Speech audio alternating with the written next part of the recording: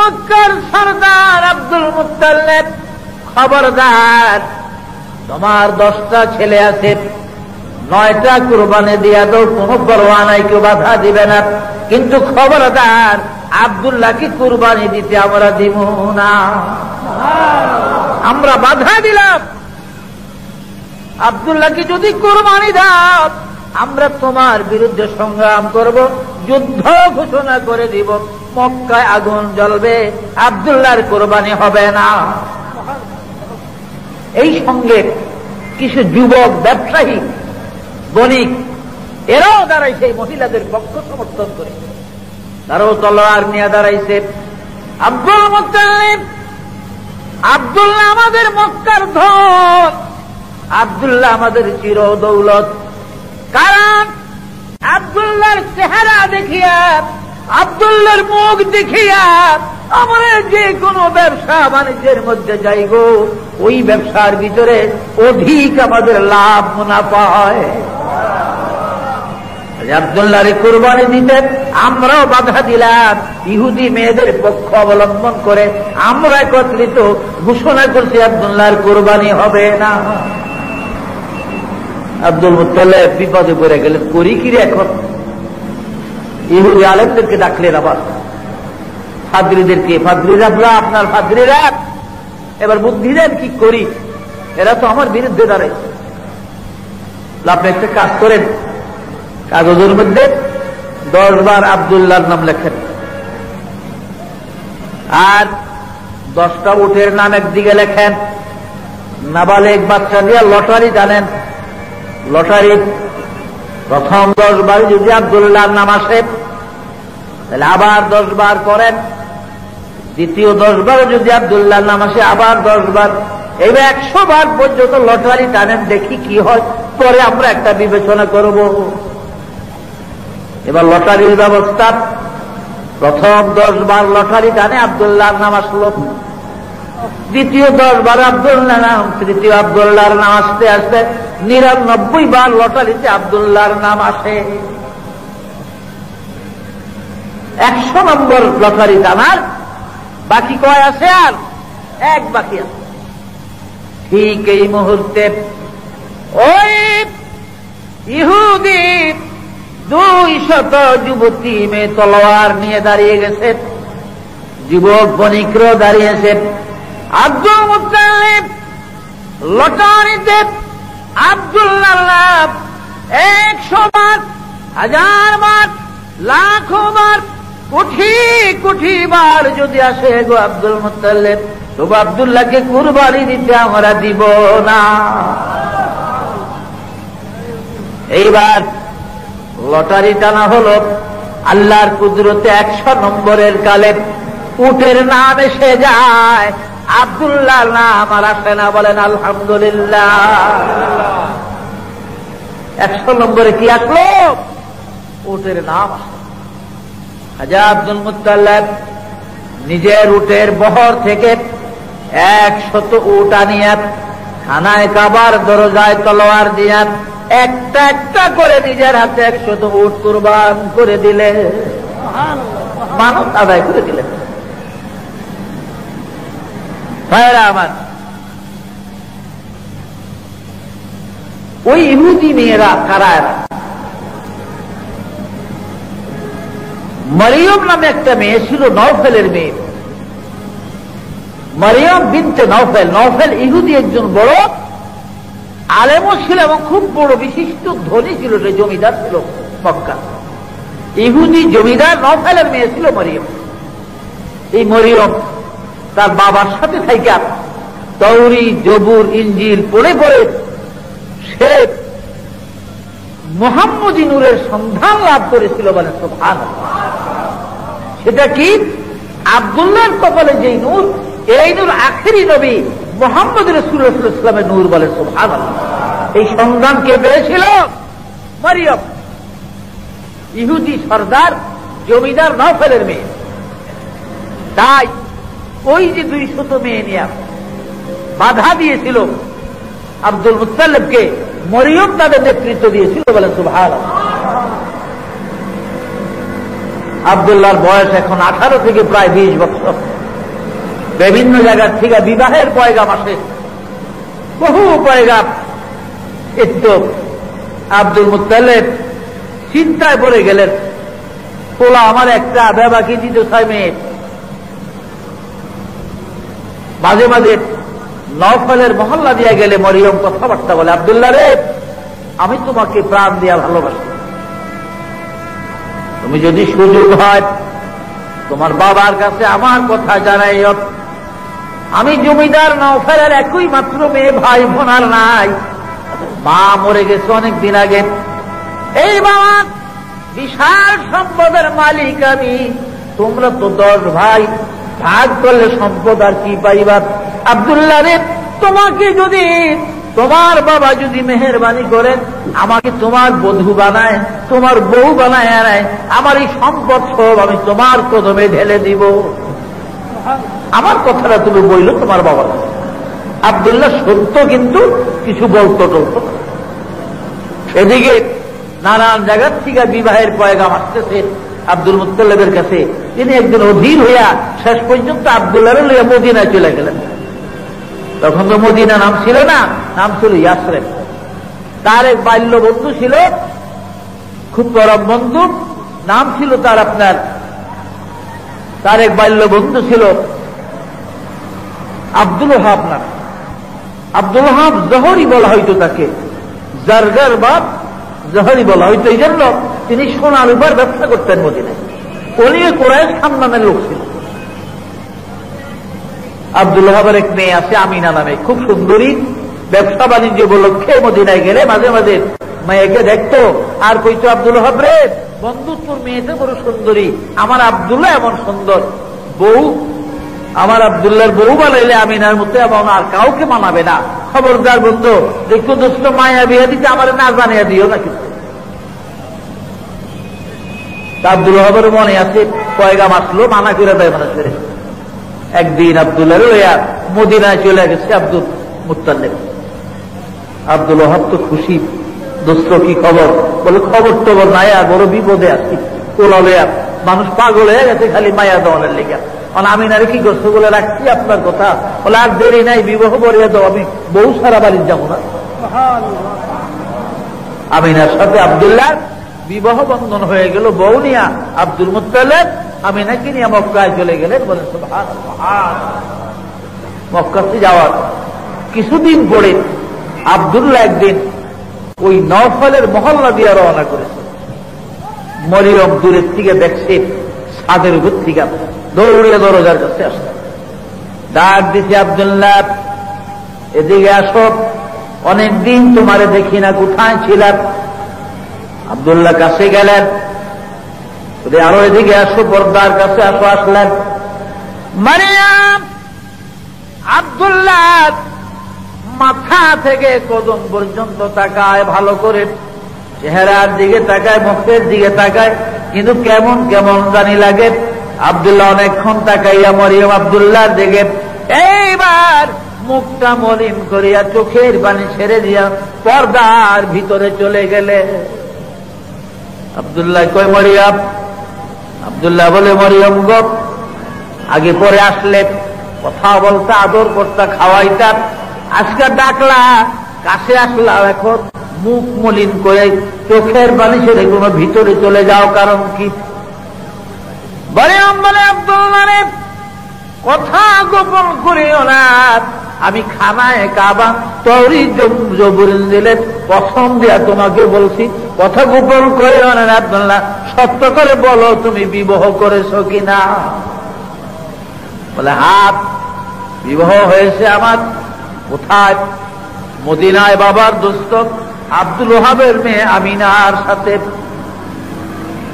মারিয়াম বলে, রে আব্দুল্লাহ, বাবা নওফলের সঙ্গে থেকে থেকে তরুরি জবরিল গবেষণা করে আমি মুহাম্মদী নূরের সন্ধান লাভ করেছিলাম। রে আব্দুল্লাহ, তোমার কপালে যেই নূর ছিল, এই নূর আখিরি পয়গম্বরের নূর ছিল। রে আব্দুল্লাহ, যার কারণে তোমার বাবা যেদিন জমজম কুয়ার সংস্কারের জন্য, তোমাকে কুরবানি দেওয়ার জন্য কাবার দরজায় নিয়েছিল।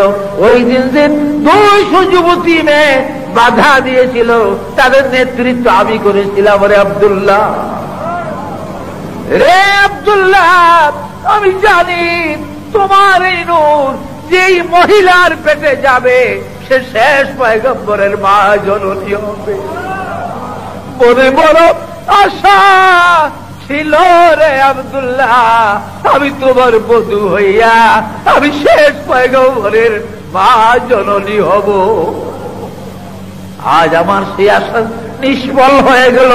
ওই ভাগ্যবতী মহিলা হলো ওই মদিনার আমিনা।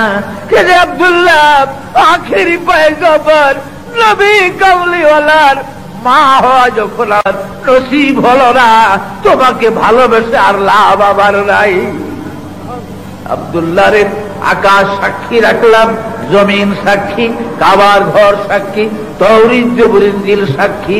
আমি যখন আখিরি পয়গম্বরের শেষ নবীর মা জননী হতে পারলাম না, এই পৃথিবীতে স্বামীর ঘর আর করব না। লা ইলাহা ইল্লাল্লাহ মুহাম্মাদুর রাসূলুল্লাহ সাল্লাল্লাহু আলাইহি ওয়াসাল্লাম। ভাইরা আমার, আমিনা গর্ভবতী, আমিনার পেটে আল্লাহর হাবিব এসে গেলেন। আমিনা হামেলা, বলেন সুবহানাল্লাহ। 1 মাস 2 মাস করে করে 10 মাসের ভিতরে এসে গেলেন। ভাইরা আমার, হযরত আমিনা বয়ান করেন মওলুদে আরুসের মধ্যে লেখেন, রে পৃথিবীর মানুষেরা, আমার মুহাম্মদ সাল্লাল্লাহু আলাইহি ওয়াসাল্লাম যখন আমার পেটে আসে, প্রত্যেক আরবি মাসের 1ম তারিখে চাঁদের একজন নবী আমাকে এক একটা শুভ সংবাদ দিত। আমিনা গো, তুই সাবধান থাকিস গো আমিনা, তোর পেটের সন্তান আখেরি পয়গম্বর হবে। এইভাবে এক এক মাসের এক একজন নবী আমার শুভ সংবাদ দিত, আমিনা তোর সন্তান কিন্তু সমস্ত নবীদের সরদার হইয়া দুনিয়া আসতেছে। আমিনা বলেন, ও দুনিয়ার মানুষ, আমার মুহাম্মদকে পেটে লইয়া 30, 40, 70 হাত গভীর কুয়ায় পানি আনার জন্য আমি বালতি কলস নিয়ে যখন যাইতাম, আমি কুয়ার কিনারে আমার মুহাম্মদকে পেটে করিয়া দাঁড়াইবার সাথে সাথে কে যেন সাফা পাহাড়ের দিক থেকে একটা আওয়াজ দিত, জিব্রাইল, এ জিবরিল, তাড়াতাড়ি কুয়ার কিনারে যা, আমার বন্ধুর মা আমিনা কুয়ার পারে পানির জন্য এসেছে। আরে জিবরিল যা, বালতি নিচে পালাইয়া পানি উঠাইতে আমিনা আর কষ্ট হবে। রে জিবরাইল, নিচের থেকে পানি ধাক্কা দিয়া কিনারে লাগাইয়া দে, আমিনার যেন পানি নিতে কষ্ট না হয়। মা আমিনা বলেন, ও পৃথিবীর মানুষের রে, আমি কুয়ার কিনারে যাওয়ার সাথে সাথে পানি ঢেউ মারিয়া পারে লাগাইয়া যাইতো। পুষ্কনির ঘাটে, নদীর ঘাটে যেমন মেয়েরা বালতি কলস ভরে পানি নাই, আমি এমন করে পানি নিতাম, আমার কোনদিন কষ্ট হয় নাই। মা আমিনা বলেন, আমার মুহাম্মদকে পেটে করে আমি এদিক সেদিক আসা যাওয়ার পথে আকাশে দিয়া পাখির ঝাঁক যখন উড়ে যাইত, আমি নিজের কানে শুনতাম পাখিদের মধ্য থেকে পাখিদের সর্দার একটা ডেকে ডেকে বলে, রে পাখিরা, খবরদার, ওই দেখ আখিরি নবীর মা আমিনা আসতেছে, আল্লাহর বন্ধু কিন্তু আমিনার পেটে। রে আমিনার মাথার উপরে দিয়া উড়িস না, বেয়াদবি হবে আল্লাহর হাবিবের সঙ্গে। আমিনা বলেন জীবনে কোনদিন একটা পাখি আমার মাথার উপর দিয়ে উড়ে যায় না। আমিনা বলেন ও দুনিয়ার মানুষ গো, পাখিরা পর্যন্ত আমাকে সালাম জানাইতো। একটা গাছের কাছে দিয়ে আমি অতিক্রম করলে গাছের দিকে আওয়াজ আসতো, আল্লাহর বন্ধুর মা আমিনা গো, তোমারই জানাই গো লাখো কোটি সালাম। এভাবে সালাম আসতো আমার দিকে। বলেন সুবহানাল্লাহ। 12ই রবিউল আউয়াল এসে গেল, আখেরি পয়গম্বর পৃথিবীর জমিনে আসবেন। আব্দুল মুত্তালিব এই সময় তিনি একটু আর্থিক কিছু সংকটের ভিতরে ছিলেন, অবস্থা তত ভালো ছিল না। আর হুজুর সাল্লাল্লাহু আলাইহি ওয়াসাল্লামের বয়স মায়ের পেটে যখন 6 মাস পর্যন্ত, বুখারীতে 2 মাসের কথা কিন্তু উল্লেখ আছে। যাই হোক, 6 মাসের কথাই উল্লেখ আছে। হুজুর সাল্লাল্লাহু আলাইহি ওয়াসাল্লামের পিতা আব্দুল্লাহ তিজারতে যাইয়া মুলকে শামে আসার পথে মদিনায় তিনি ইন্তেকাল করলেন। আর মদিনাতে হযরত আব্দুল্লাহর কি কবর, নবীজির বাবা। তিনি মায়ের পেটে কি হইলেন? এতিম হয়ে গেলেন। বলেন সুবহানাল্লাহ। ও দুনিয়ার মানুষ, আমার রাসূল এমন এতিম ছিল রে, পৃথিবীর কোন মক্তব মাদ্রাসার খাতার মধ্যে দপ্তরে আমার নবীর নাম ছিল না। অর্থাৎ তিনি উম্মি, লেখাপড়া শিখার জন্য স্কুলে খাতায় মানুষ নাম লেখে ভর্তি হয়। আমার রাসূলকে স্কুলে মক্তবে ভর্তি করার ভর করে লেখাপড়া শিখাইবার কেউ ছিল না। এই জন্য তেমে মোহাম্মদ কেনাগার বজর কুতুব খানায় আজ চান্দে মিল্লাত বসার। পৃথিবীর কোন মক্তব, স্কুল, কলেজের দপ্তরে আমার রাসূলের নাম ছিল না। এমন একটি তিনি আসতেছেন মায়ের উদর থেকে। গভীর রাত্র আমিনার ঘরে 2 জন খাদেমা দিলেন আব্দুল মুত্তালিব, 2 জন দাসী নিযুক্ত করলেন। একজন আব্দুল মুত্তালিবের নিজস্ব দাসী উম্মে আয়মানকে দিলেন, আরেকজন আবুল আহাবের দাসী সুয়াইবিয়ারে দিলেন। বললেন সুয়াইবিয়া গো, তুই ভিতরও যাবি, বাহিরও আসিয়া খবর জানাবি। আর উম্মে আয়মান রেগুলার ভিতরে থাকবে। আমি খানায় কাবার দরজায় অহরহ বসা আছি, যে কোনো মুহূর্তে কি খবর আমাকে জানাবি। আমি এখানে অপেক্ষা করতেছি কাবার কিনারায়। একটা তলোয়ার হাতে নিয়ে, আরবদের দস্তুর তারা তলোয়ার নিয়ে থাকা, যেহেতু তখন জাহিলিয়াতের যুগ ছিল। অন্ধকারের মধ্যে 2 জনের দেখা হইলে তলোয়ারবাজি শুরু হয়ে যেত ভোর হওয়া পর্যন্ত। এর মধ্যে একজন হয়তো মরিয়া যেত, আরেকজন বাঁচত না, 2 জন মরত। সকালবেলা দেখা যেত যে বাপে হুলতেই কষ্ট রাত বইরা লড়াই আন্দারের মধ্যে, আপন ভাইয়ে ভাইয়ে। এই জন্য পৃথিবীতে শেষ পর্যন্ত নবীজিও চিন্তা করতেন রাত্রে কি অবস্থা, তখন সালামের ব্যবস্থা আছে। বলেন সুবহানাল্লাহ। সালাম দাও, সালাম দিলে মুসলমান হইলে ওয়ালাইকুম সালাম বলবে, আর মুসলমান হইলে আসসালামু আলাইকুম বলবে।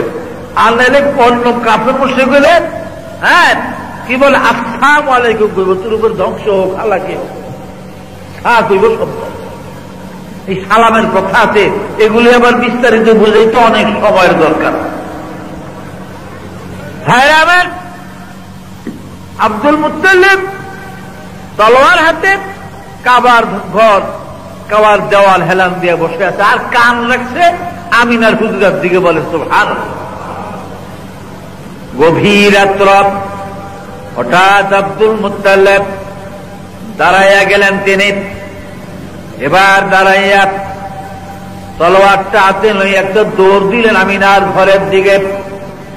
আমিনার ঘরের দরজায় যায় দাসী উম্মে আয়মানকে ডাক দিলেন, এ দাসী উম্মে আয়মান গো, তাড়াতাড়ি দরজাটা খুলে দে। দরজা খোল ঘরের। আর আমার আব্দুল্লাহর এতিম সন্তান আমিনার দুলাল ওই মোহাম্মদকে আমার কোলে দে, মোহাম্মদকে দে আমার কোলে। উম্মে আয়মানকে আপনার কি মাথা খারাপ নাকি? আপনি কি পাগল? বলে কি বলো? এখনো তো আমিনার সন্তান দুনিয়া আসে নাই, আমিন এখনো তো সুতিগা ঘরে, ব্যথা চলতেছে প্রসবের। কয় না দাসী, আমি কাবার দরজায় বসা, হঠাৎ আমি শুনি গো কারা জানি আসমানের দরজাগুলা খুলিয়া দিতেছে। আর সাথে সাথে আমি দাঁড়াইয়া গেলাম। আমি আকাশের দিকে নজর করে দেখি গো একদল মহিলা পাখির মতো সবুজ পোশাকে উড়িয়া উড়িয়া এক একটা নূরের বাতি তাদের সামনে আমার মা আমিনার ঘরের দিকে আসতেছে। আর তারা একজন আরেকজনকে ডাকে, আয় গো হাওয়া, আয় গো আসিয়া, আয় গো মারিয়াম, আয় গো আয়, আমরা মক্কা নগরীতে যাই গো, আমিনার ঘরে আয়। আল্লাহর হাবিব আখিরি পয়গম্বর মুহাম্মদুর রাসূলুল্লাহ দুনিয়ায় আসবে, চল আমরা আমিনার খেদমতে যাই। এই দাসী আকাশী মহিলাদের কাছে আমি শব্দ শুনছি, আমি আসিয়ার নাম শুনছি, মরিয়মের নাম শুনছি, হাওয়ার নাম শুনছি, আমি রাহিমার নাম শুনছি। দে তাড়াতাড়ি দরজা খোল, দরজা খোল, মোহাম্মদ আমার বুকে দে। আমার আব্দুল্লাহ নাই গো, সাবের পানি দিয়ে যায় মদিনায় আব্দুল্লাহ মারা যায়, কবর আব্দুল্লাহর মদিনায়। আমি মোহাম্মদের একবার বুকে জড়াইয়া আব্দুল্লাহর কথা ভুলিয়া থাকবো, দে তাড়াতাড়ি আমার কোলে দে। এমন বলেন, ধৈর্য ধরেন, কসম খানায় কাবার, এখন আমিনার সন্তান এই পৃথিবীতে আসে নাই, বলেন সুবহানাল্লাহ। ভাইরা আমার, জামে সগীর, বগবী, মওলুদে আরুজ, রাহে হক বিভিন্ন কিতাবের মধ্যে পাওয়া যায়। রবিউল আউয়ালের গভীর রজনীতে আল্লাহ পাক জিবরাইলকে ডাকলেন, রে জিবরাইল, তাড়াতাড়ি তুমি দেরি না করে তায়েফ নগরীতে চলে যাও। একটা হুলস্থুলি করে গেছিল রাসূল দুনিয়াতে আসলে, তায়েফে চলে যাও বলে। আল্লাহ কেন? আমার বন্ধুর বয়স আমিনার কোলে যখন 12 দিন হবে, তায়েফের হালিমা আসিয়া আমার হাবিবকে কোলে কোলা তায়েফ নিয়ে যাবে।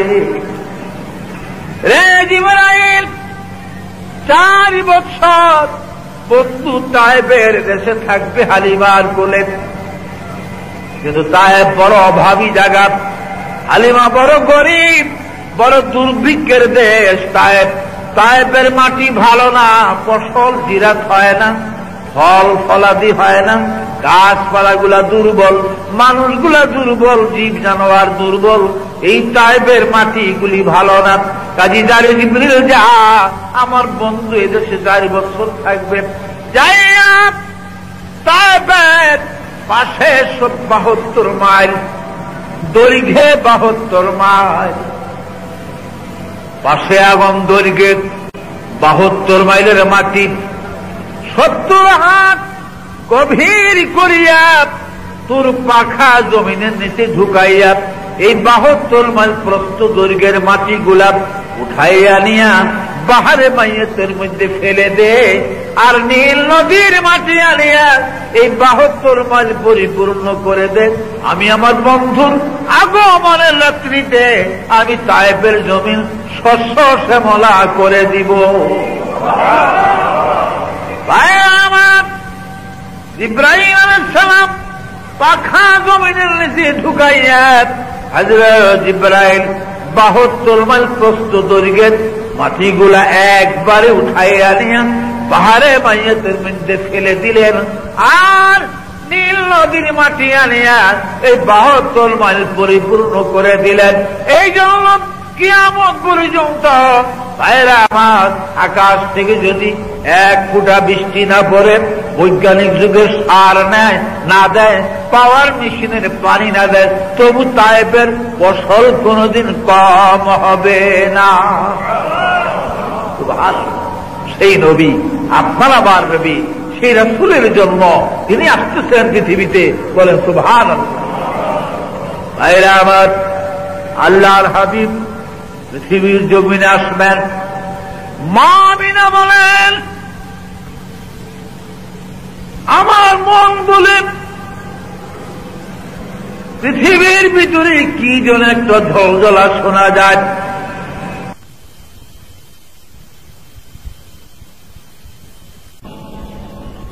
উম্মে আয়মান বলেন, আমিনা গো, ও আমিনা, তোমার কি কষ্ট হয়? তবু না গো দাসী কষ্ট আনায় কাবার সন্তানের যেই ব্যথা, সেটা আমি কিছুই বুঝি না। হায়রাবাদ উম্মে আয়মান বলেন, আমি শুনতেছি খালি চতুর্দিক থেকে সালামের আওয়াজ আসতেছে। এই সবাই মুহাম্মদ সাল্লাল্লাহু আলাইহি ওয়াসাল্লামের শের মোবারক জমিনের দিকে আসতেছে, বলেন সুবহানাল্লাহ। আল্লাহর হাবিবের শের মোবারক আসতেছে। উম্মে আয়মান বলেন, ও দুনিয়ার মানুষ, পৃথিবীর সন্তানগুলি, দুনিয়ার সন্তানগুলি মায়ের উদর থেকে আসলে খোলা ভাবে এসে যায়। আমিনার সন্তান মুহাম্মদ পৃথিবীতে আসবার কালে একটা নূরের টুপি পড়া অবস্থায় এমন ভাবে আসলো, কসম আল্লাহ, আমিনার শরম আমরা দেখি না। হুজুর এসে গেলেন সিজদার অবস্থাতে, আর জমিনে পড়ে তিনি সিজদায় পড়লেন। সিজদায় পড়ে একটা শব্দ দিলেন, তিনি কান্নার। আমিনা বলেন, ও দুনিয়ার মানুষ, পৃথিবীর সন্তানরা বিভিন্ন আওয়াজে কাঁদতেন, আমার মুহাম্মদ জমিনে পড়িয়া কানল, আল্লাহুম্মা ইয়া রাব্বি হাবলি উম্মতি ইয়া উম্মতি, এই বলে রাসূলের কাছে। এই জন্য এই সময়টা ছিল, হুজুর যখন আসলেন, এই সময়টা সবে কাজে ছিল, রাত্র 3:30টার মধ্যে। তাই শাফি মুজাহিব রাত্র 3:30টায় ফজরের নামাজ পড়ে, রাসূল সিজদার অবস্থায় জমিয়ে আসতেন। আর আমাদের ইমাম আজম আবু হানিফা রাহমাতুল্লাহ আলাইহি বলেন, শাফিরে, আল্লাহর হাবিব যদিও সবে কাজে সিজদার অবস্থায় জমিয়ে এসেছিলেন তিনি, কিন্তু যখন ফেরেশতারা রাসূলকে প্রথম আকাশে দিয়া সোনার তক্তা শোয়াইয়া কাউসারের পানি দিয়া গোসল করে জান্নাতি লেবাস পরাইয়া জিবরাইল আমিনার কোলে দিয়া যায়, আমার নবী আরেকটা সিজদা করেছিলেন। ওই সিজদাটা শবে সাদেকের মধ্যে ছিল, বলেন সুবহানাল্লাহ। এই জন্য হানাফি মুজাহিব আমরা শবে সাদেকে ফজরের নামাজ পড়ি। তাই হাদিস শরীফ আছে, আসিরুল ফাজরা, তোমরা অতি আকাশ ফর্সা করে তুলব আকাশ, তারপরে ফজর পড়ো, বলে সুবহানাল্লাহ। তাই বাগদাদ শরীফের গাউসুল আজমের মসজিদে, বরফির আব্দুল কাদের জিলানীর মসজিদে 2 বার করে ফজরের জামাত হয়। কারণ ওখানে চারু মুজাহাবের লোক, বিশেষ করে শাফি আর হানাফি 2 মুজাহাবের লোক বেশি। শাফি মুয়াজ্জিন এসে 3টা আযান দেয়, 3:30টায় শাফি ইমাম এসে নামাজ পড়ে তারা চলে যায়। একই মসজিদে আবার সবে সাথে চলে, আবার হানাফি মুয়াজ্জিন আযান দিয়া আবার হানাফি ইমামতি করে আবার নামাজ হবে, সুবহানাল্লাহ। কিন্তু কোন ঝগড়া নাই, কোন কাজিয়া ঝগড়া নাই, যত ঝগড়া সবই সোনার বাংলার মধ্যে। নবীজিকে হালিমা তায়েফ নিয়ে গেলেন, শুনছেন না ইতিহাস? প্রথম 2 বছর, আর হুজুর 2 বছর বয়সের সময় প্রথম কথা বলা শিখছে হালিমার বাড়িতে। তারিখে সিরাতে খাতামুল আম্বিয়ার ভিতরে মুফতি শফি রহমতুল্লাহ আলাইহি লেখেন যে হালিমা বয়ান করে, ও দুনিয়ার মানুষ, মুহাম্মদ সাল্লাল্লাহু আলাইহি ওয়াসাল্লাম যতদিন আমার বাড়িতে ছিল, আমার কোলে ছিল, আমি সকাল থেকে সন্ধ্যা পর্যন্ত যেদিন কোন কারণে কাজের ঝামেলায় মুহাম্মদকে যেদিন কোলে নেওয়ার সময় না পাইতাম, ওই দিন আমার বাড়িতে কোন না কোন একটা দুর্ঘটনা ঘটত, হয়তো আমার বাড়িতে আগুন লাগতো, তাহলে ভেড়া বকরি মরত, তাহলে আমার স্বামী অ্যাক্সিডেন্ট হইত, অথবা বাচ্চার আঘাত প্রাপ্ত হইত, যে কোন একটা বিপদ আমার বাড়িতে হইত। যদি আমি দিনের একবার মোহাম্মদকে কোলে না নিতাম, বলেন সুবহানাল্লাহ। 2 বছর নবীজির বয়স পুরা হয়ে গেছে আজ, হিসাব মতো। হালিমা বলে আজকে 2 বছর তার পূর্ণ বয়স। দুপুরের দিকে হঠাৎ কাজের ঝামেলা চুকাইয়া আমার মেয়ে সাহেবাকে বললাম, সাহেবা গো, মোহাম্মদ কই গো, আমি না দুলাল কই দে তো, একটু কোলে নেই। এই পর্যন্ত সকালের পর থেকে কোলে নিতে পারি না। বলে মা, মোহাম্মদের কি হলো আজ? এই পাহাড়ের কিনারে দাঁড়ায় খেজুর গাছটার তলে খালি পাহাড়টার উপরের দিকে তাকিয়া তাকিয়া মাঝে মাঝে মুসকি মুসকি হাসো। তার কারণ কি মা? আমার বড় ভয় লাগে। হালিমা ভয় পেয়ে গেলেন। হালিমা জানত মুহাম্মদ সাল্লাল্লাহু আলাইহি ওয়াসাল্লামকে কুলে লইয়া এদিক সেদিক ঘুরলেন, অনেক অলৌকিক ঘটনা হালিমা দেখতে। হঠাৎ যাই হালিমা মুহাম্মদ সাল্লাল্লাহু আলাইহি ওয়াসাল্লামের জামার আসল চুপে চুপে ধরছেন তিনি। বলে আমি মুহাম্মদের জামার কোনা ধরিয়া যখন দাঁড়াইছি চুপ করিয়া, আমি দেখি ওই পাহাড়ের কিনারায় শূন্যের উপরে সোনার তক্তার মধ্যে এক যুবক বসা, সবুজ পাগড়ি পরিধানে। আর ওই যুবক মুহাম্মদকে হাত ইশারা করে করে ডাকে, মুস্কি মুস্কি হাসে, আর মুহাম্মদ তার সঙ্গে হাসে। এই ব্যক্তি ছিলেন বাবা কিতাবে লেখে মওলুদ আরসে হযরত জিবরাইল আলাইহিস সালাম। রাসূলের 2 বছর বয়সের কালে নবীর সঙ্গে জিবরাইল পরিচয় করেছে। হালিমা বলেন, যেই মাত্র আমি মুহাম্মদকে টান দিয়ে কোলে উঠাইলাম, এই 2 বছরের মধ্যে আজ পর্যন্ত মুহাম্মদ আমাকে কোনদিন মা বলে একটা ডাক দেয় না, আমার মেয়ে সাহেবাকে ডাকে না, পানি দাও, খাওয়ান দাও, রুটি দাও, কিছুই বলে না। অর্থাৎ কোন কথাই তিনি এখনো বলতে জানে না। যেই মাত্র 2 বছর আজ বয়স পুরা, আমি তারে কোলে নিলাম, হঠাৎ করে মুহাম্মদের জবান খুলে যায়। হঠাৎ তিনি আমার কোলে বলতে থাকলেন কি কথাগুলো আমি দেখতেছি। সবুজ পাগড়ি করা লোকটা মুস্কি মুস্কি হাসে, আর মুহাম্মদ বলতেছে তার দিকে দেখে, আল্লাহু আকবার কবীরা ওয়ালহামদুলিল্লাহি হামদান কাসীরা ওয়া সুবহানাল্লাহি বুকরাতান ওয়া আসীলা। এই শব্দগুলা সর্বপ্রথম নবীজির মুখ দিয়ে বাহির হয়েছিল, বলেন সুবহানাল্লাহ। আরে 2 বছর কালে হালিমা নিয়ে গেছিলেন রাসূলকে মক্কায়। মক্কায় তখন কলেরা ছিল। কলেরা থাকার কারণে আমিনা বললেন, হালিমা গো, যে মহামারী কলেরা মক্কায়, তুমি আবার রয়ে যাও, আমার ছেলেকে তোমার কাছে নিয়ে রাখো। পরে আবার 2 বছর লাগে, 4 বছর পরে আবার আমিনার কাছে দিয়ে গেল।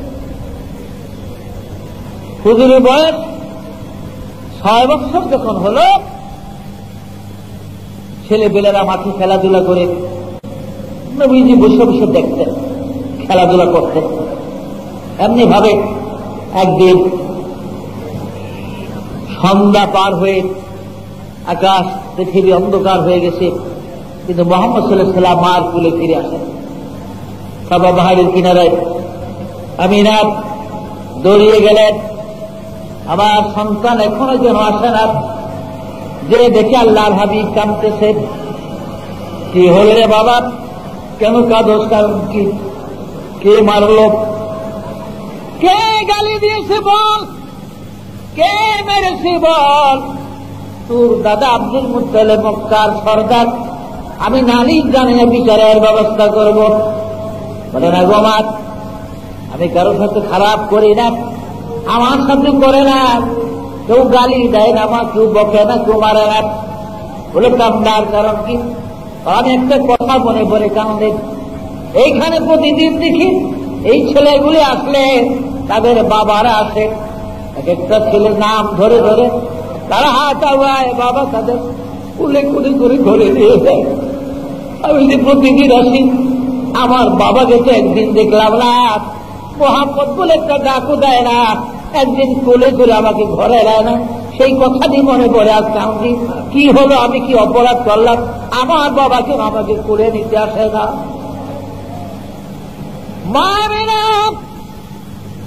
চোখের পানি ছেড়ে বুক ভাসায় কাঁদে, মোহাম্মদ রে আবার বুকে পুরানো আগুন কলিজায় জ্বালাইয়া দিলি।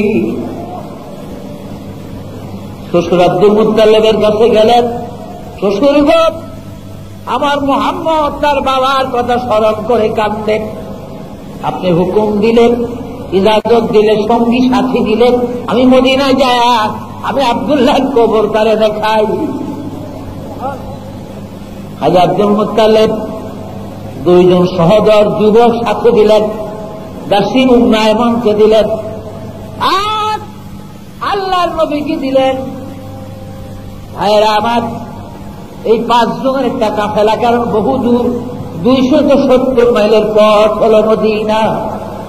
কয় মাইল? 270 মাইলের রাস্তা মদিনা। ভাইয়েরা আমার, আস্তে আস্তে কাফেলা মদিনায় চলে গেল। 270 মাইলের পথ মদিনা যাই একদিন আব্দুল্লাহর কবরের কাছে গেলেন আমিনার, আর আল্লাহ নবীকে বলেন, 6 বছরের শিশু নবীকে, বাবা মুহাম্মদের স্বামীর তিজারতে আসিয়ারে তোর বাবা আব্দুল্লাহ জ্বর হইয়া এই তোর মামুর দেশ এই মদিনায় মারা যায়, আর মক্কায় ফিরিয়া যেতে পারে না।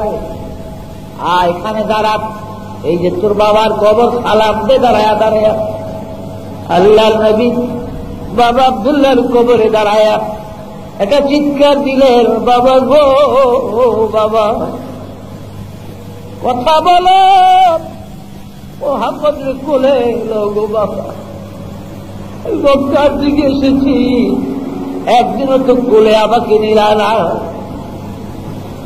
আমি না চিৎকার দিয়ে কাঁদে, আব্দুল্লাহ রে, মদিনার মাটির নিচে রে আব্দুল্লাহ, আর কত কাল পরে ঘুমাইবা, একবার চক্ষু খুলে দেখো রে আব্দুল্লাহ, তোমার মুহাম্মদ, মুহাম্মদ তোমার কবরের পারে কাঁদবে।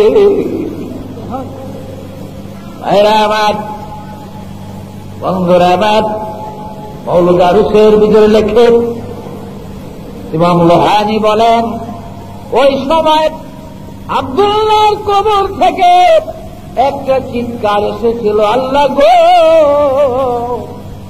এ প্রভু, আমার কবরটা ভেঙে দাও, 2 ভাগ করে দাও, কবরটা ভাগ করে দাও, আমি মুহাম্মদের একবার বুকে লই গো আল্লাহ। অনেকক্ষণ কান্নাকাটির পরে রাসূলকে বুকে লইয়া 2-1 দিন মদিনায় থেকে আমিনা আবার মক্কায় রওনা হলেন। 9.5 মাইল 10 মাইল রাস্তা মদিনার থেকে বদরের কিনারাত আবুয়া নামক বস্তি পর্যন্ত যখন গেলেন, আমিনার গায়ে জ্বর আসিয়া যায়, খিমা করলেন। আবুয়া বস্তির পাশে তারা খিমা করলেন। 1 দিন 2 দিন জ্বর আরো বেশি, 3য় দিন আরো বেশি, গভীর রাত্র। আমিনা বলেন, দাসী গো, আমার মন বলে গো, মুহাম্মদ রে এনেছিলাম আমি তার বাবা আব্দুল্লাহর কবর দেখাইতে গো, আমার মুহাম্মদ বুঝি মার কবর দেখে মক্কায় যাবে। দাসী গো, নিয়ে আয়, আমি একটু কোলে নেই তারে, এই শেষ বিদায় হয়তো আবার। আমার আমিনা নবীর মুখে নবীর মুখ লাগায় কাঁদতে, বাবা রে, পেটে ছিলি যখন বাবা মরে গেছে, আসলাম তোর বাবারে দেখতে, মা কি বুঝি হারায়া যাবি রে বাবা। কাঁদতে কাঁদতে আমিনা চির বিদায় হয়ে গেলেন। ইন্না লিল্লাহি ওয়া ইন্না ইলাইহি রাজিউন। মদিনায় খবর দিয়া 2 দিন তারা অবস্থান করে আমি নাকি আবহাওয়ার মধ্যে কবর দিয়ে ওই দুই যুবক উম্মে আয়মান সব রাসূলকে নিয়ে মক্কায় রওনা হলে আব্দুল মুত্তালিবের দিকে খালি হাহুতাশ করতেছেন, কি হইল, কাফেলা কেন আসে না, দেরি কেন হইতেছে ওদের। হঠাৎ একদিন ভাইরা আমার শেষ বেলার দিকে মনে হয় বহু দূরে একটা কাফেলা দেখা যায়। আরো নিকটবর্তী হলেন, ছাদের উপরে দাঁড়াইয়া আব্দুল মুত্তালিব একটা চিৎকার দিলেন, কোথায় রে আব্বাস, জাফর, আবু তালেব, কোথায় রে আবু লাহাব, তাড়াতাড়ি আয় রে, আমার কপাল আবারও পুড়ে গেছে, আমার কপাল আবারও ভেঙে গেছে রে। ওই দেব মদিনার কাফেলা ফিরত এসেছে রে, এই কাফেলায় আমার মা আমিনারে দেখা যায় না। তাড়াতাড়ি দৌড়াইতে লাগলেন। বুড়া মানুষ আব্দুল মুত্তালিব দৌড়ায়, নবীজি দাদারে দেখে দৌড়ায় আসিয়ে দাদার গলায় জড়ায় কান্দে, দাদা গো, বাবারে দেখতে যায় গো মদিনায়, বাবা বদরের কাছে রাস্তায় পারে রাইতে আসছি। বহু কাঁদা কাঁদিলেন। সংক্ষেপ করতে ভাইরা আমার 2 বছর আরো অতিক্রম করে 8 বছর আমার নবীজির বয়স। এবার আব্দুল মুত্তালিবের বিদায়ের পালা। আব্দুল মুত্তালিবের বিদায়ের পালা এসে গেছে। 9 ছেলে সব ডাকলে। ছেলেরা আসলো, বাবা কি বলে, বাবারে আমি তো বিদায় হয়ে যেতেছি, কিন্তু আমার মুহাম্মদের তো কেউ নাই আপনজন, তার কাছে তারে দিয়া যায়, কে লালন পালন করবে, কে তার দুঃখ বুঝবে। আব্বাস বলে, আমাকে দেন, আমি তার লালন পালন করি। ওনারে আব্বাস, তো সংসার অনেক বড়, ছেলে মেয়ে অনেক বেশি, এই ভারী সংসারে তোর ঘরে যদি দেই, অভাবী সংসার, তোর অবস্থা তত ভালো না, আমার মুহাম্মদের কষ্ট হবে। জাফর বলেন, আমার কাছে দেন, আমি লালন পালন করি। বলেন, আরে জাফর, তুই তো সারা বছর বিদেশে থাকস, ব্যবসা বাণিজ্য নিয়ে, মুহাম্মদের দেখাশোনা কে করবেন, কষ্ট হবে, আমি তোর কাছে দিব না। আমির হামজা বলেন, বাবা আমারে দে, হামজা রে, তুই নিঃসন্তান, তোর সন্তান নাই রে হামজা, যার কারণ যাদের সন্তান নাই তারা সন্তানের মায়া জানে না। আবু লাহাবকে আমারে দেন, তুই হইছ অর্ধেক জঙ্গলি, তোর স্ত্রী পুরা জঙ্গলি, আচার ব্যবহার বড় খারাপ, মারধর করবেন, আমি তোর কাছে দিতে রাজি না রে ওহাব। আবু লাহাব এক ব্যাগে আশ্চর্য বিদায় করছে, কেউ কারো কাছে দিতে রাজি না। রাজুরা সবাই যায়, ঠিক আছে আপনি ফালেন আপনার নাতি লইয়া, কারোরই পছন্দ হল না, এর এই দোষ, এর ওই দোষ। রয়েছে খালি আবু তালেব, আপাতত সবার ছোট আবু তালেব। আবু তালেবকে আব্বা করলেন কি, বড় ভাইয়েরও দিলেন না, দ্বিতীয় ভাই কারোরই দিলেন না, তো আপনি করবেন যেমন ডাকলেন কি লিগে, আপনি আমারই দিলেন নি, আমি তো গরিব মানুষ। আব্দুল মুত্তালিব একটা চিৎকার দিলেন, রে আবু তালেব, আমি তো অপেক্ষা করতেছি তোর জন্য, আমি তোর জন্য অপেক্ষা করতেছি, তুই কখন আসিয়া আবার মুহাম্মদকে দাবি করবি, তোর কাছে দেওয়াই তো আমার মনের বাসনা, কারণ আমি জানি আমার মুহাম্মদ তোর কাছে থাকলে চির শান্তিতে থাকবে। বলে সুবহানাল্লাহ। আবু তালেবের হাতে দিয়ে দিলেন রাসূলের পাক। আব্দুল মুত্তালিব বিদায় হয়ে গেলেন। 8 বছর নবীজির বয়স, 4 বছর আরো অতিক্রম করে হুজুরের বয়স 12 বছর। আবু তালেব কোন ব্যবসা বাণিজ্য এখন আর করে না বেশি, রাসূলকে দেখে কোথাও যায় না। আর্থিক সংকট অনেকটা হয়ে গেল, তার একটু অভাবের ভিতরে এসে গেলেন। এই সময় তিনি ইচ্ছা করলেন শাম দেশে নতুন করে আবার জীবনের শেষবারের মতো একটা বড় ধরনের ব্যবসা বাণিজ্য করলেন। 72 জনের একটা কাফেলা ঠিক করলেন, মুলকে শামে যাবে। উনি কাফেলার সর্দার, রাসূলকে জানতে দেয় না উনি যে ব্যবসা বাণিজ্যে যাবেন মুলকে শামে। তিনি নবী তৈরি হয়ে গেছে, আবু জেহেলের পাশ ছাড়ে না, আবু তালেব। তো চাচা আমি সবই জানছি, আপনি সিরিয়া যাইবেন, আমি আপনার সাথে যাব। বলে না তুই যাস না বাবা। কয় না যাব। শেষ পর্যন্ত কাফেলার অন্যান্য সদাগরে বলে ঠিক আছে ল ধরে, কত শক্তিশালী, আমাদের চেয়ে সমর্থ শক্তি ছিল না। প্রত্যেক নবীরা, যিনি যেই যুগের নবী ছিলেন ওই যুগের এক একজন নবীর গায়ে 40 জন নওজোয়ানের শক্তি ছিল বলে সুবহানাল্লাহ। আর আমাদের নবীজির শরীরে বনী ইসরাইলের 40 জন পয়গম্বরের শক্তি ছিল বলে সুবহানাল্লাহ। সবার মতে রাসূলকে নিয়ে রওনা হলেন, নবীকে নিয়ে রওনা হলেন, সিরিয়ায় গেলেন। শামের জেনারেল শহর থেকে 32 মাইল পূর্ব দক্ষিণ দিকে এইখানে মফরক নামে একটা শহর আছে। এই মফরকের মধ্যে বহির আলম ফাদ্দির বাড়ি। আমি গুনাহগার বহুবার গিয়েছি সেখানে।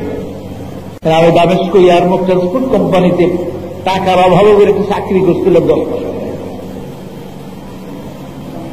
মফরক নামক জায়গাতে ফাদ্দির বহিরার বাড়ি। এই বহিরার তাওরি জবুল ইঞ্জিলের একজন আলেম ছিলেন। কিতাবে পাইছে যে আখিরি পয়গম্বর একটা সদাগরি কাফেলার সাথে খুব যুবক বয়সে, বালক বয়সে এই পথে একবার আসলেন তিনি সিরিয়ার বাড়ি। বহিরা রাস্তার পাশে একটা মুসাফির খানা বানিয়ে রাখতেন। যত কাফেলা আসে সব কাফেলের দাওয়াত দিয়ে খাবায় আর চেক করে দেয় শেষ নবী আসে কিনা এই কাফেলা। আজকে ঠিক দুপুরের দিকে 72 জন একটা কাফেলা বসল।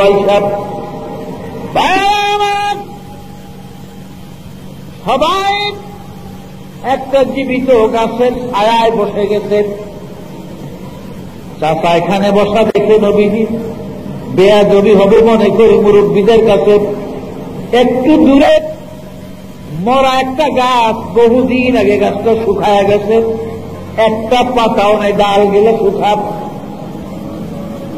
আল্লাহ নবী ওই গাছটা নিচে দেয়া বসলেন। রাসূলের পিঠ মুবারক গাছের সাথে লাগার সাথে সাথে এই বহুদিন আগের শুকনা গাছে নতুন নতুন পাতা কাণ্ড ছেড়ে দিয়েছে। বাহিরা দূরের থেকে লক্ষ্য করে আবার নবী যেদিক সেদিক আসা যাওয়া করেন। বহিরা জানত যে বিশ্বরা ইল্লা ইলাইকা ওয়াল গামামা লাকা যাল্লাত ওয়াল মালা সাল্লু আলাইকা। আখিরি পয়গম্বর যিনি হবে গো, তার ছায়া জমিনে পড়বে না, আর এক খণ্ড মেঘের টুকরা তার ছায়া দিয়া দিয়া চলবে। বহিরা দেখি ছেলেটা যেদিকে যায় একটা মেঘের আবরণ, একটা টুকরা মেঘ তার কুকুর দিয়ে চলে, রোদ্রের তাপ তার মুখে গায়ে লাগে না, ছায়াও পড়ে না জমিনে। ভাইরা আমার ছায়া কেন নাই? আমার আল্লাহ বলেন, হে হাবিব, আমি আপনাকে দুনিয়ায় দিয়েছি গো রাসূল, আপনার কায়াটা উম্মতের জন্য দুনিয়ায় দিয়েছি, ছায়াটা আমার কাছে রাখছি, কারণ আপনার ছাড়া আমি থাকতে পারি না। আপনারই ছায়া দেখে দেখে আমার কুদরতি প্রাণ জুড়াই। অনেক লম্বা ঘটলেন, আবার কত শেষ হয়ে আসছে। বাহিরা জিজ্ঞাসা করলেন, দৌড়ি আসলেন, এই কাফেলা কোথায় থেকে আসলো? বলে আমরা হেজাজ থেকে আসছি মক্কা। কাফেলার কয়জন লোক? আপনারা 72 জন। কে সরদার এই কাফেলার? সবাই খাজা আবু তালেবকে দেখিয়ে দিলেন, ইনি আমাদের কোরাইশি সরদার, খাজা আবু তালেব ইবনে আব্দুল মুত্তালিব, আব্দুল মুত্তালিবের ছেলে আবু তালেব ইনি সরদার। বলে ঠিক আছে, আসেন, আপনাদের দাওয়াত আমার বাড়িতে, এটা আমার নিয়ম। যে কোনো কাফেলা আসে মুসাফির আলতে 2-1 বেলা আমি তাদের মেহমানদারি করি। বাড়িতে নিয়ে গেলেন বহিরাত। বাড়িতে যখন তারা গেল খাওয়া দাওয়ার জন্য, মাল পাহারার জন্য, কাফেলার লোক কারে রেখে যাবে সাব্যস্ত হল আলামিন আমাদের মাল পাহারায় থাকবে। রাসূল নবীর ছাড়া কেউ বিশ্বাস করে না। হুজুরের লাইখা হেরে গেছে দাওয়াত খেত, মহিলা খানা টানা রেডি করে সব কিছু। আর কোন লোক বাকি আছে আপনাদের? জিজ্ঞাসা বলে বাকি একটু ছেলে আসছে আমাদের মাল পাহাড়ায়। বলে না, একজন লোক বাকি থাকলো, খানা দিব না। কারণ বহিরার মনের ধান্দা, যার জন্য আজ 24 বছর ধরে মুসাফির খানা বানাইয়া হাজার হাজার কাফেলা খাওয়াইয়া আমি গরিব হয়ে গেছি রে, সেই মোহাম্মদ আমার ঘরে না আসলেন আমি কার জন্য মুসাফির খানা বানাইলাম। আবু তালেব, আপনার ওই ভাতিজা কি হয় ওটা আপনার? বলে আমার ছেলে। তো ঠিক আছে, আনেন, আপনার ছেলেরে আনেন। আনিয়া বাবা খানা খাওয়াইলেন সবাইকে। বন্ধুরা আমার, রাত্রে তারা রইলেন, সকালবেলা কাফেলা চলে যাবে সিরিয়ার দিকে। আরো 32 মাইল সামনে গেলে শামের জেনারেল শহর, এটা মফরকের শহর মাত্র, একটা নিরালা কামরার মধ্যে। আবু তালেবকে বহিরা নিয়ে গেলেন। আবু তালেব, মিথ্যা কথা আমার সাথে বলিয়েন না, কারণ আমি আসমানি কিতাব পড়ি, আমার কাছে তাওরীত, জবুর, ইনজিল আছে, সহিফায়ে আদম আছে, সহিফায়ে নূহ আছে আমার কাছে। কাজে মিথ্যা বলেন না, সত্য বলেন। এই ছেলে আপনার কিন্তু ছেলে না। বলে অন্য কিছু হবে, বলে আমার ভাতিজা। বলে এটা ঠিক। নাম কি তার? মোহাম্মদ। বাবার নাম কি আব্দুল্লাহ ছিল? বলে হ্যাঁ। মার নাম আমিনা? বলে হ্যাঁ। বলে হ্যাঁ, এগুলো তাওরীত, জবুর, ইনজিলের মধ্যে আছে।